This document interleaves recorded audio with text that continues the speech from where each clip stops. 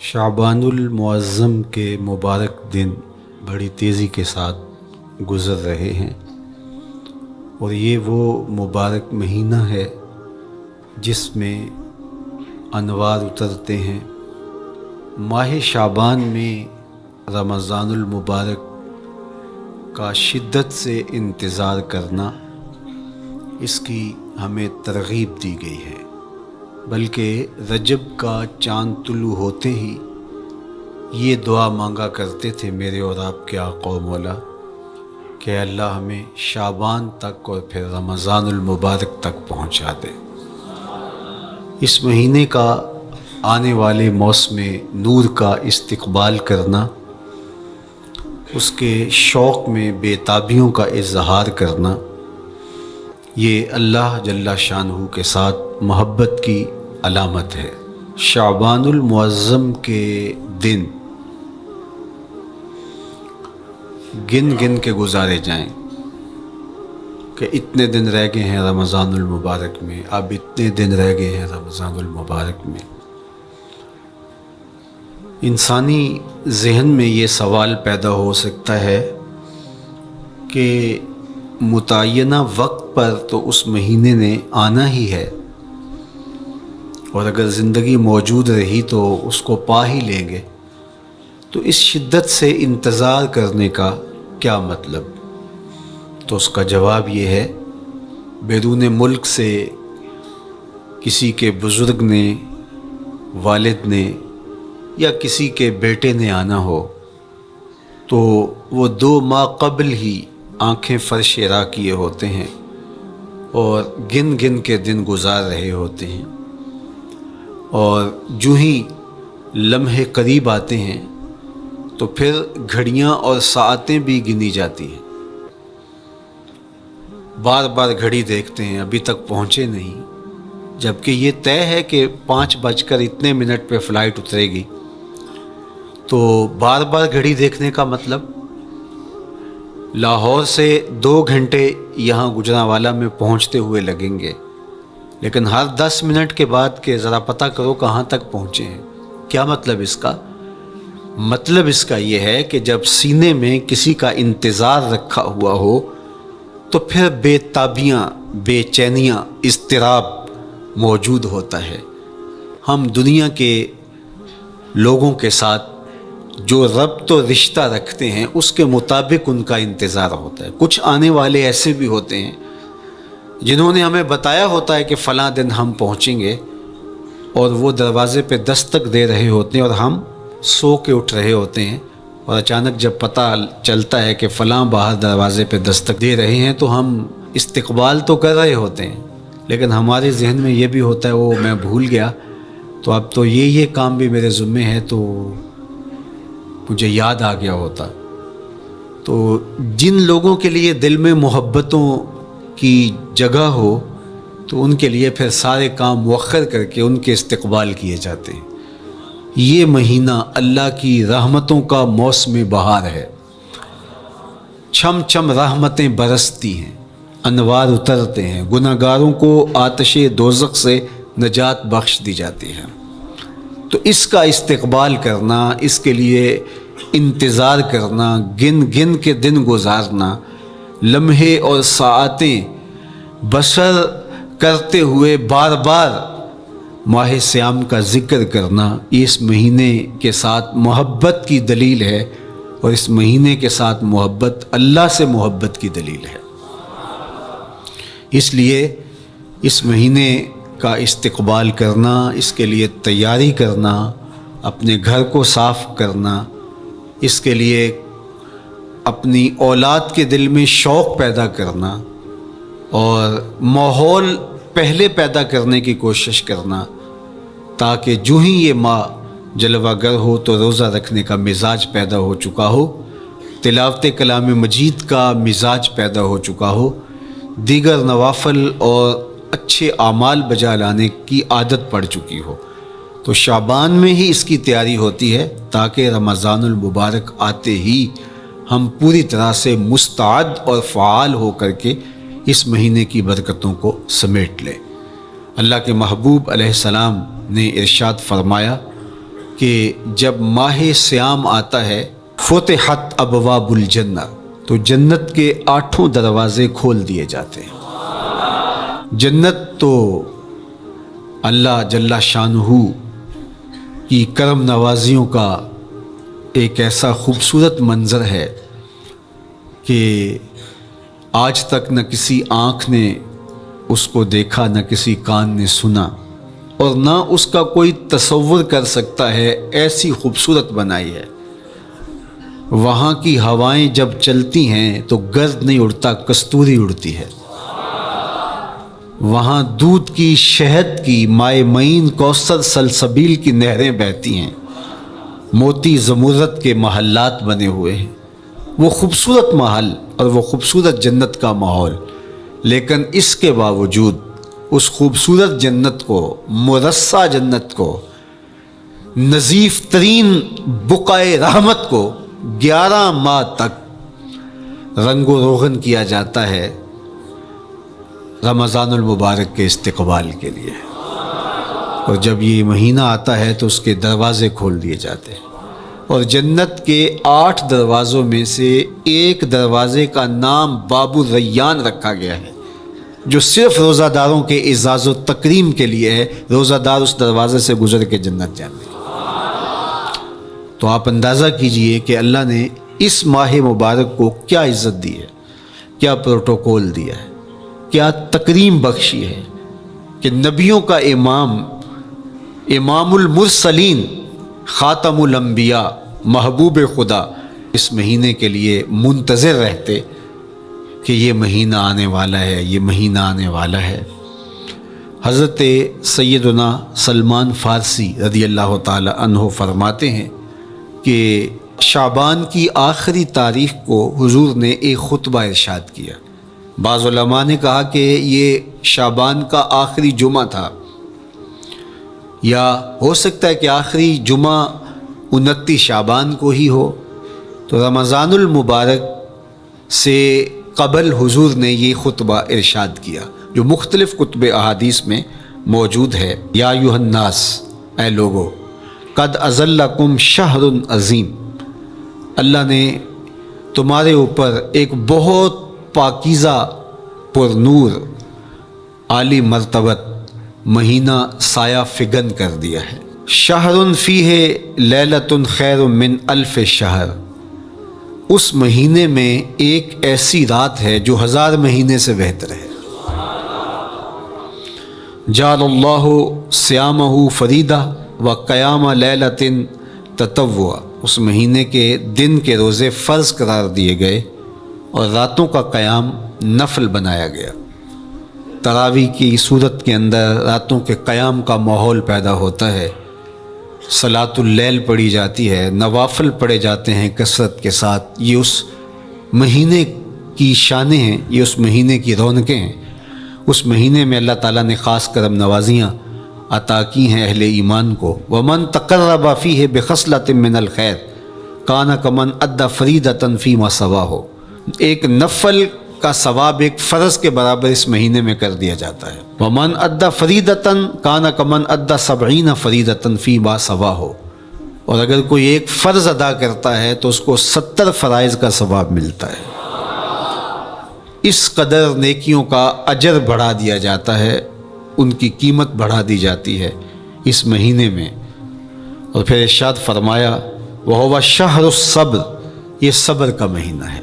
ہونے کے باوجود بھی انسان تناول نہیں کرتا، ٹھنڈا میٹھا مشروب میسر ہے اور زبان کانٹا بن گئی، حلق خشک ہو گیا، لیکن اس کے باوجود بھی ایک گھونٹ حلق سے نیچے اتارنے کا روادار نہیں ہوتا۔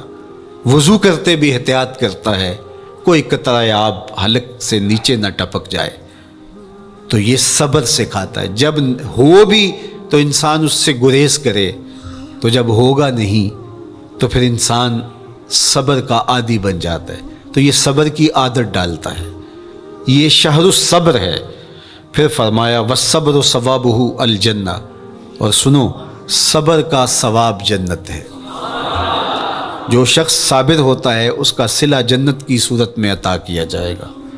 वशहर المواسات, اور یہ ہمدردی کا مہینہ ہے, باہمی پیار کا مہینہ ہے, الفتیں بانٹنے کا مہینہ ہے, نرم دلی کا مہینہ ہے, ایک دوسرے کے احساس کا مہینہ ہے. جب کوئی شخص بھوک اور پیاس کاٹتا ہے تو اس کو پھر محسوس ہوتا ہے, بالخصوص امرا, کہ بھوک کیا بلا ہوتی ہے. اور جو نان شبینہ کو ترستے ہیں اور جنہیں کھانا میسر نہیں آتا, ان کی زندگیاں کتنی تلخ ہوتی ہیں. تو بھوک اور پیاس احساس پیدا کرتی ہے ان لوگوں کا کہ جو اللہ کی دی ہوئی نعمتوں سے محروم ہیں. تو اس لیے یہ ایک قسم کا رحم دلی کا مہینہ ہے, پیار بانٹنے کا مہینہ ہے, یہ الفتیں تقسیم کرنے کا مہینہ ہے. وَشَهْرٌ يُزَادُ فِيهِ رِزْقُ الْمُؤْمِنِ, اور یہ ایسا مبارک مہینہ ہے جس میں مومن کا رزق بڑھا دیا جاتا ہے. روزہ کھانا بچانے کے لیے, یہ اخراجات کم کرنے کے لیے نہیں ہے, بلکہ اس میں آپ کا رزق اور بڑھ جاتا ہے. ایسی ایسی نعمتیں کھانے کو ان لوگوں کو بھی نصیب ہو جاتی ہیں عام دنوں میں جو ان کا مقصوم نہیں ہوتی. دسترخوان لگتے ہیں, افطاریاں ہوتی ہیں, سحری کے لمحات ہوتے ہیں. کوئی کسی کو ویسے کھانا کھلائے تو اس دسترخوان پہ کھانے کے لیے آنا اس کا اور رنگ ہوتا ہے.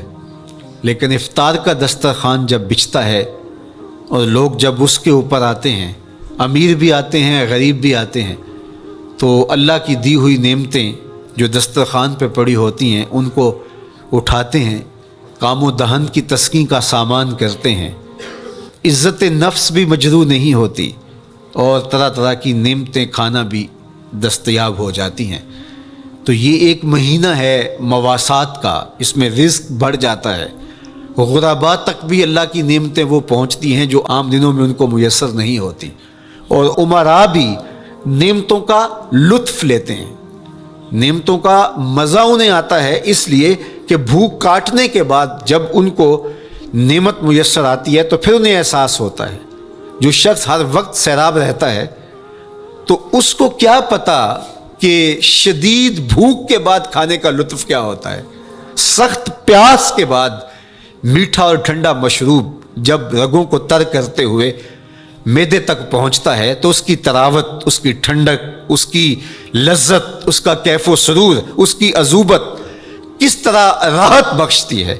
اسی لیے میرے اور آپ کے آقا و مولا نے ایک دوسرے مقام پہ ارشاد فرمایا, للصائم فرحتان, فرحتن عند فطرہ و فرحتن عند لقاء ربہ. روزے دار کے لیے دو خوشیاں ہیں. ایک خوشی اسے تب ملتی ہے جب وہ روزہ افطار کرتا ہے, وہ لمحے مسرتوں کے ہوتے ہیں, ایک روحانی احساس ہوتا ہے. اتنا لمبا دن, اتنا سخت دن, گرمی کی شدت, مالک تیرا شکر ہے لمحہ اختتام پہنچا, اور یہ اتنا لمبا دن تیرے حکم کی تعمیل کرتے ہوئے بسر ہو گیا. ایک تو روزہ کھولتے ہوئے وہ ایک سرشاری ہوتی ہے, وہ ایک لذت ہوتی ہے, روحانی تسکین ہوتی ہے. آج کل وہ افطار کے دسترخوان لگتے ہیں تو جس طرح ہمارے سارے معاملات جو ہیں وہ ملوث ہو گئے ہیں ریا سے, تصنع سے, اس طرح افطار بھی ایک فیشن کے طور پہ فروغ پا رہی ہے.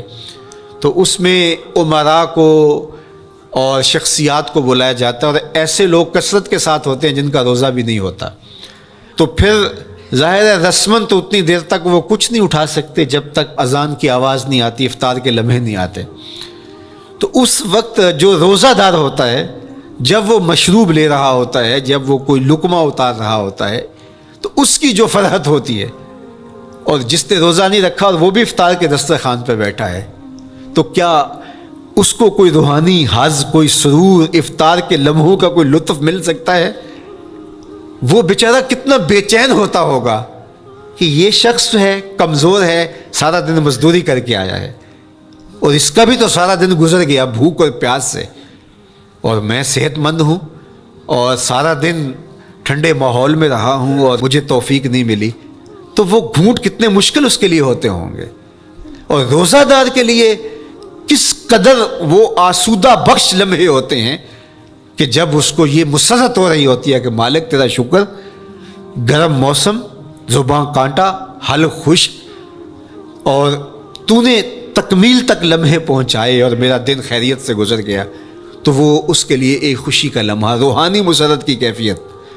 اور دوسری کہ جب وہ ٹھنڈا اور میٹھا مشروب، سارے دن کی سوکھی ہوئی زبان اور خشک حلق، اور انسان کی جو ہے وہ رگیں بھی، انتڑیاں بھی خشک ہو چکی ہوتی ہیں، تو ٹھنڈا اور میٹھا مشروب جب انسان کے معدے کی طرف بڑھ رہا ہوتا ہے، زبان بولے نہ بولے، ایک ایک رواں اللہ کی حمد بول رہا ہوتا ہے، اور تشکر انسان کے رگ و ریشہ سے ادا ہو رہا ہوتا ہے، اور اس کی کیفیت، اس کی سرشاریاں، اس کی لذتیں وہ دیکھنے کی ہوتی ہیں۔ تو کہا للصائم فرحتان، روزے دار کو تو ایک فرحت اس وقت ملتی ہے عند فطر ہی، جب وہ روزہ کھولتا ہے، روحانی فرحت بھی، جسمانی فرحت بھی۔ وفرحۃ عند لقاء رب، اور دوسری فرحت اور دوسری خوشی اسے تب ملے گی جب اس روزے کے صلے میں اللہ تعالیٰ اپنے رخ انور سے پردہ اٹھا دے گا اور روزہ دار کو اپنے دیدار کی دولت عطا کرے گا، تو وہ پھر منظر دیکھنے والا ہوگا، روزہ دار کی آنکھیں ٹھنڈی ہو جائیں گی۔ اصل افطار تو وہ ہوگی نا، اللہ اکبر، اصل تو شربت دیدار ملے گا جو روح کی پیاس بجھا دے گا، جو من کی بھوک مٹا دے گا۔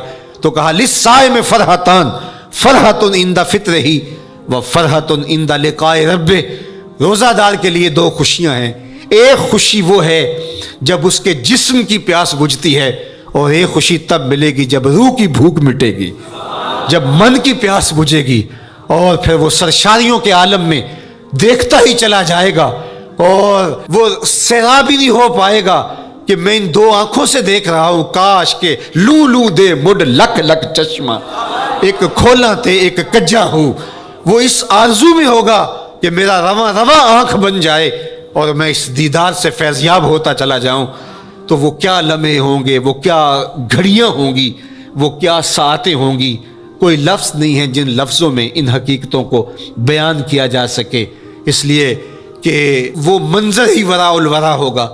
تو روزہ دار کو فرحت ملتی ہے جب وہ روزہ کھولتا ہے، تو فرمایا وَشَهْرٌ يُزَادُ فِيهِ رِزْقُ الْمُؤْمِنِ، اس میں مومن کا رزق بڑھا دیا جاتا ہے۔ وَمَنْ فَطَّرَ فِيهِ صَائِمًا كَانَ مَغْفِرَةً لِذُنُوبِهِ، جس نے روزہ دار کا روزہ افطار کروایا، اللہ کے محبوب فرماتے ہیں کہ ایک تو خود روزہ رکھا، اور دوسری سعادت یہ ہے کہ ماہ سیام میں روزہ دار کا روزہ افطار کروایا۔ آپ شریعت بیضا کو بنظر عمیق مطالعہ کر کے دیکھیں، ماہ سیام میں بہت زیادہ اس بات پہ زور دیا گیا ہے کہ روزہ افطار کرواؤ۔ اپنے گھر میں بیٹھ کر کے روزہ افطار کر لینا یہ بھی سعادت مندی ہے، روزہ نصیب ہو جائے، لیکن اس بات پہ بہت زور دیا گیا ہے ماہ سیام میں کہ ایک ماحول پیدا ہو، لوگوں کو افطار کروائیں تاکہ تمام لوگوں تک اللہ تعالیٰ کی نعمتیں پہنچیں، اور لوگوں تک جو ہے وہ رمضان المبارک کی برکتیں پہنچیں۔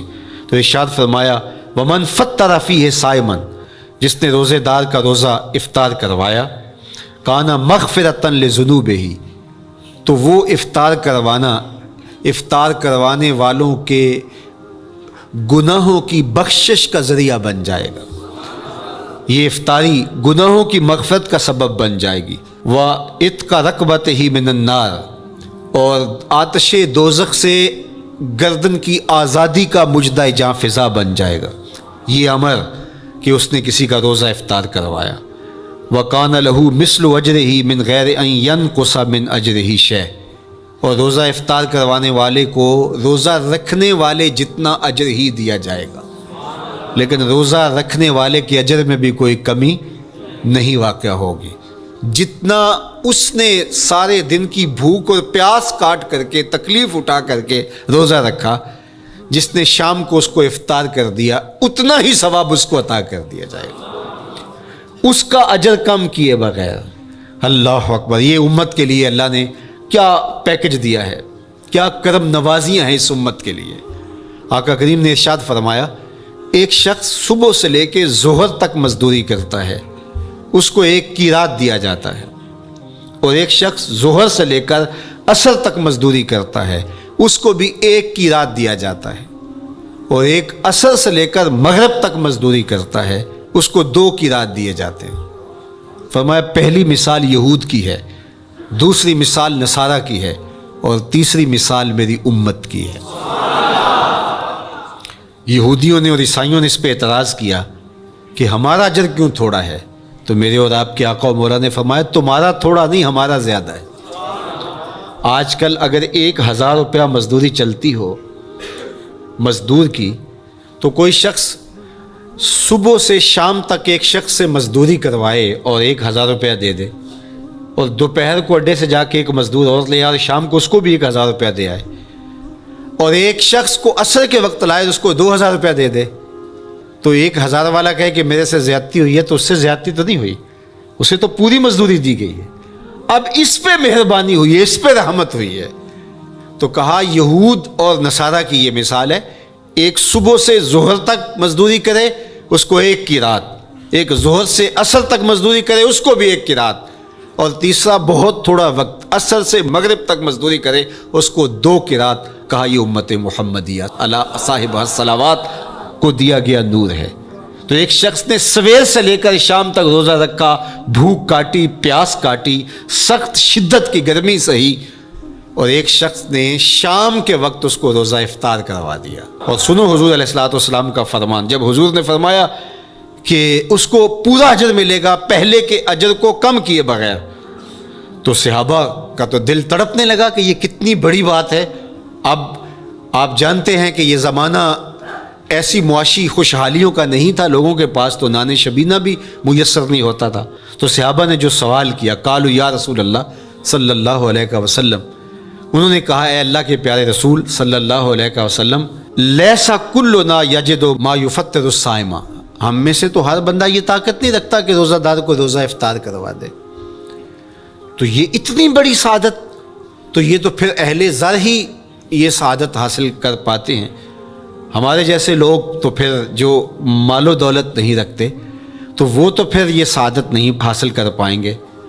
تو میرے اور آپ کے آقا و مولا نے کیا فرمایا؟ قال، حضور نے ارشاد فرمایا یؤتی اللہ ھذا الثواب، یہ ثواب اللہ اسے شخص کو بھی عطا کرے گا، من فطر صائما علی مزقۃ لبن او تمرۃ او شربۃ من ماء، فرمایا کہ یہ اجر اللہ اس کو بھی عطا کرے گا جس نے کسی کا روزہ 1 گھونٹ دودھ سے کھلوا دیا، یا 1 کھجور سے کھلوا دیا، یا پانی کے 1 گھونٹ سے اس کا روزہ افطار کروا دیا۔ لازمی نہیں ہے کہ دسترخوان سجا ہو، انواع اقسام کے کھانے پڑے ہوں اور وہ افطاری ہی افطاری قرار پائے گی۔ جس نے کسی کو وہاں باہر ٹوٹیوں سے پانی کا گلاس بھر کے، کٹورا بھر کے سادہ پانی بھی پیش کر دیا تو اس کو بھی ثواب مل جائے گا۔ کتنا ثواب ملے گا؟ پورا روزہ رکھنے کا ثواب اس کو ملے گا۔ کتنی رحمتوں کی لوٹ سیل لگی ہے، کوئی ایسے بھی بانٹتا ہے، کوئی ایسے بھی کرم نوازیاں ہوتی ہیں، لیکن میرے رب کے خزانے کتنے کھلے ہیں۔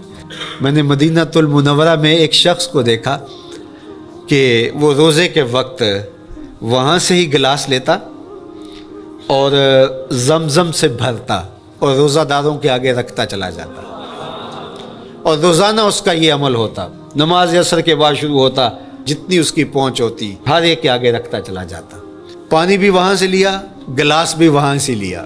اللہ اکبر، فرمایا دودھ کا 1 گھونٹ یا پانی کا 1 گلاس یا 1 کھجور اس نے کسی کو پیش کی اور اس نے اس سے روزہ کھولا، اللہ کے محبوب فرماتے ہیں پہلے کے اجر میں بغیر کسی کمی کے اس کو پورا ثواب روزے کا نصیب ہوگا۔ اللہ اکبر۔ اب سنو، پھر حضور نے ارشاد فرمایا ومن اشبع صائما، اور جس نے صحیح اہتمام کے ساتھ روزے دار کو اچھا کھانا کھلایا، اچھی پرتکلف افطاری دی، سقاہ اللہ من الحوض شربتا لا یظمأ حتی یدخل الجنہ، اس کو حوض کوثر سے ایسا جام ملے گا کہ اس کو کبھی پیاس نہیں ملے گی یہاں تک کہ جنت میں چلا جائے گا۔ اللہ اکبر، اس کو کوثر کے جام نصیب ہوں گے حشر کی گرمی میں۔ اور آپ کو معلوم ہے، علماء سے آپ نے بارہا سنا ہوگا کہ جام کوثر جس نے ایک بار پی لیا پھر 50,000 سال کے دن میں اس کو دوبارہ پیاس نہیں لگے گی۔ یہ جام کوثر کی خصوصیت ہے۔ فرمایا وَهُوَ شَهْرٌ أَوَّلُهُ رَحْمَةٌ، یہ وہ مہینہ ہے جس کے پہلے 10 دن رحمت ہیں اور اس کا درمیانی عشرہ مغفرت ہے۔ وَآخِرُهُ عِتْقٌ مِّنَ النَّارِ، اور اس کا آخری عشرہ جو ہے وہ آتش دوزخ سے نجات کا ضامن ہے۔ فَاسْتَكْثِرُوا فِيهِ مِنْ 4 خصال، کہا کہ 4 کام اس مہینے میں کثرت کے ساتھ کرو۔ خصلتان ترضون بہما ربکم، 2 کام تو وہ ہے جس سے تم اپنے رب کو راضی کرو گے۔ وخصلتان لا غنا بکم عنہما، اور 2 کام ایسے ہیں کہ ان سے بے نیاز نہیں ہو سکتے، تو وہ تمہیں کرنے پڑیں گے۔ اما الخصلتان اللتان ترضون بہما ربکم، وہ 2 خصلتیں، 2 کام جن کے ذریعے سے تم اپنے رب کو راضی کر سکو۔ فشہادت اللہ الہ الا اللہ، وہ گواہی دینا ہے لا الہ الا اللہ۔ وتستغفرونہ، اور تم کثرت سے استغفار کرو، اللہ سے بخشش مانگو۔ یہ 2 کام تم نے کرنے ہیں۔ وَأَمَّا الْخَصْلَتَانِ اللَّتَانِ لَا غِنَىٰ بِكُمْ عَنْهُمَا، اور وہ چیزیں جن بغیر تمہیں چارہ نہیں ہے۔ فَتَسْأَلُونَ الْجَنَّةَ وَتَعُوذُونَ مِنَ النَّارِ، اللہ سے جنت طلب کرو اور دوزخ سے پناہ مانگو۔ تو یہ 2 کام جو تمہاری ضرورت ہے تم اس مہینے میں کثرت کے ساتھ کرو۔ تو یہ مہینہ رحمتوں کی لوٹ سیل کا مہینہ ہے، یہ کرم نوازیوں کے امٹتے ہوئے دھارے ہیں، یہ سیل رحمت ہے جو کہ من کی سیرابی کا سبب اور ذریعہ ہے۔ خوش نصیب ہیں جو ماہ صیام کو خوبصورتی کے ساتھ بسر کرتے ہیں، اس کے آنے سے پہلے استقبال کرتے ہیں، گھروں میں صفائی کریں، اہتمام کریں، مساجد میں اہتمام کریں، تاکہ بچوں میں یہ شوق پیدا ہو کہ ماہ صیام آ رہا ہے۔ جب ہم بچے تھے تو ہمارے والدین رمضان المبارک سے قبل ہی رمضان المبارک کی تیاریاں شروع کر دیا کرتے تھے۔ اس وقت گھر میں شربت تیار ہوا کرتے تھے گڑ کے، اور وہ پہلے ہی مائیں گھر میں تیاری کرنا شروع کر دیا کرتی تھی۔ ایک شوق پیدا کرنا مقصود ہوتا ہے۔ تو کچھ چیزیں ایسی ہیں کہ آرڈر لکھیں اور 1 سیکنڈ میں گھر پہنچ جائے، لیکن کچھ چیزیں یہ جو ہے وہ تیار کرنی چاہیے، شوق پیدا ہو۔ گھروں کے اندر ماؤں کو چاہیے کہ افطاری کو اہتمام کے ساتھ تیار کریں تاکہ بچوں کو شوق پیدا ہو، اور یہ ایک ماحول پیدا ہو، قرآن مجید کی تلاوت کا ماحول پیدا ہو، جاگنے سونے کے جو ہے وہ شیڈول مرتب کیے جائیں، مساجد کی آبادی کا سامان کیا جائے۔ پچھلے سال تو بڑا اداس رمضان گزرا، اس لیے کہ کرونا کے حوالے سے جس طرح ملکی حالات تھے وہ آپ کے سامنے تھے۔ اس مرتبہ الحمدللہ اس طرح کے حالات نہیں ہوں گے، کچھ SOPs کو آپ کو فالو کرنا ہوگا، لیکن مسجدوں کی انشاءاللہ رونقیں بحال رہیں گی، اور صلاۃ و تراویح اور سحر و افطار کے لمحے، نوافل، تسبیحات، اذکار، نمازوں میں 5 گانہ حاضریاں، یہ کیسا خوبصورت ماحول ہوتا ہے، رحمتیں برس رہی ہوتی ہیں، انوار اتر رہے ہوتے ہیں، اور وہ کیا خوبصورت لمحے ہوتے ہیں اور کیا گھڑیاں ہوتی ہیں۔ انشاءاللہ امسال مرکز مصطفیٰ کے اندر صلاۃ التراویح کے لیے خاص طور پہ ہم اہتمام کر رہے ہیں۔ میری آرزو تھی کہ جب مرکز کی تکمیل ہو تو پھر رمضان المبارک کا اہتمام کے ساتھ جو ہے وہ ہم انتظام و انصرام کیا کریں گے، چونکہ اس سے قبل بہت سارے تعمیراتی کاموں کی وجہ سے ہم الجھے رہتے تھے، لیکن اللہ کے فضل سے اب مرحلہ اول کی تکمیل ہو گئی اور مرحلہ ثانی کی طرف ہم بڑھنے والے ہیں۔ تو اس رمضان المبارک کے اندر ہمارے لیے بیٹھنے کی جگہ، خواتین کے لیے انتظام، افطار کے لیے، سحر کے لیے، دوستوں کے لیے انشاءاللہ خوبصورت اہتمام ہوگا۔ بہت اچھے قاری قرآن جو ہے وہ صلاۃ التراویح پڑھائیں گے، تو وہ میٹھے اور دل آویز لہجے اور مرکز کا ماحول، انشاءاللہ ذکر و فکر کے حلقے بھی ہوں گے، دروس قرآن کے حلقے بھی ہوں گے، تو ایک ماحول انشاءاللہ پیدا ہو، اور انشاءاللہ میں بھی آپ کے ساتھ ماہ صیام میں موجود رہوں گا، افطار کے لمحوں میں بھی، سحر کے لمحوں میں بھی، تراویح میں بھی، نمازوں میں بھی انشاءاللہ۔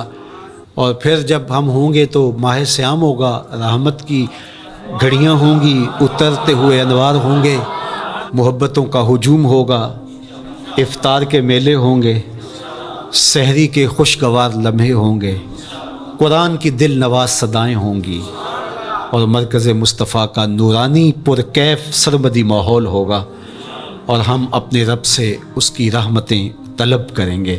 اللہ ہم سب کو اپنی پناہوں کا حصار دے۔ والسلام علیکم ورحمۃ اللہ۔